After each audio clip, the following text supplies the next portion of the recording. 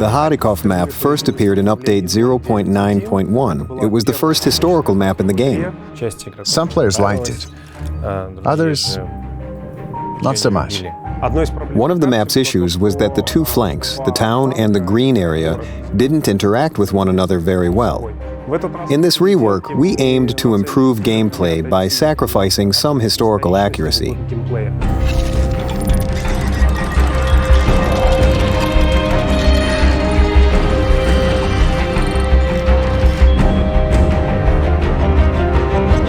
Of course, we wanted to bring the map back. We understood that the map was important to players.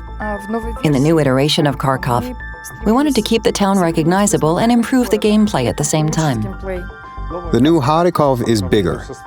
The core part of the map, the city, was rotated 45 degrees, which turned the once diagonal map into a vertical one. The map is divided into an area with irregular terrain, an area with a town, and an anti-tank trench. There are two hills in the first area. Also, there are good positions for ambush vehicles. They can control the whole area. There are new gameplay elements in the town, such as barricades that stop you shooting at the main streets from the central square. The same for the other side. The suburbs were expanded on the Kharkov map. It has more space now and is better for fast, maneuverable, and agile vehicles, and for distance-based gameplay. The green area and the town are separated by an anti-tank trench. It's an obstacle that forces those who win the suburbs to flank the enemy and not just rush straight into them. The open area of the map has strategic lines of fire that can be used to support the allies in the town, and vice versa. You can support your allies that are fighting in the green area from the town. Light tanks have an opportunity to drive into the field for initial spotting. There are small cavities in the center of the map that they can hide in. If you suddenly find that it's no longer safe, the anti-tank trench can be used as a cover for falling back. That trench in the center of the map can also function as a sort of teleport. For example, after being spotted, a light tank can drive down it, unseen, and arrive at basically the enemy base, flank them, destroy the artillery, and cause some chaos in general.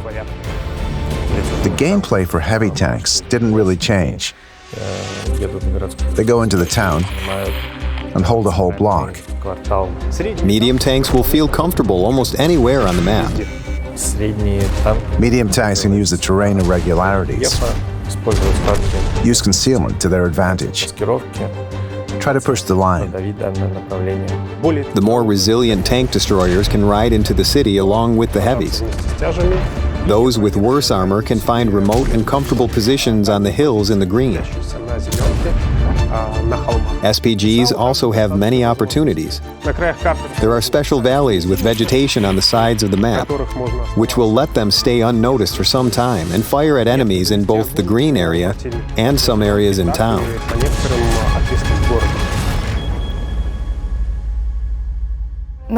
When we were researching the map, we found out that there was a Mark V on a pedestal in the city. They say when the Germans entered the city for the first time, they thought it was a battle-ready vehicle and shot it, just in case.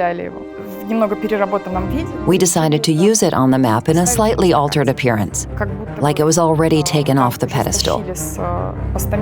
Maybe it was dragged away to reuse the metal, but something went wrong, and it was abandoned on the streets.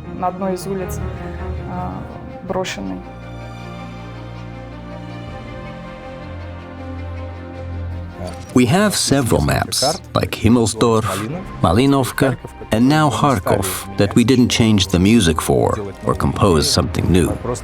We just remastered old music, but tried to keep the memory fresh for players. These tracks are actually legendary. Players listen to them a lot. They want them to stay. The key reference for writing the music was, of course, the old track. But that time, the time of war, We wanted to add some sounds of that time, create the feeling of being there in Kharkov during the war. That's why we added a bit of accordion, because I believe it was the musical instrument of that time. The soldiers played it. There's a sort of cold atmosphere in the composition, because it's winter in Kharkov on the map. When the sound fits the image, it feels amazing.